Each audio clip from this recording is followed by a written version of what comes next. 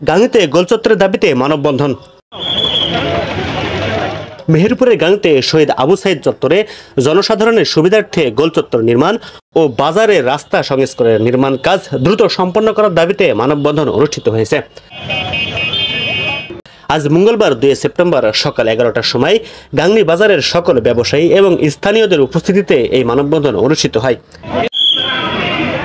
মানববন্ধন শেষে বাজারে গোলচত্বর হওয়ার জোর দাবি জানিয়ে ব্যবসায়ী ও স্থানীয়রা একটি র্যালি বের করে গাংনী উপজেলা প্রশাসনের নিকট সকল ব্যবসায়ীদের সম্মতিক্রমে স্বাক্ষরিত স্মারকলিপি জমা দেওয়া হয়েছে এবং এই গোলচত্বর যেন হয়, আমরা আইনের প্রতি শ্রদ্ধা রেখে।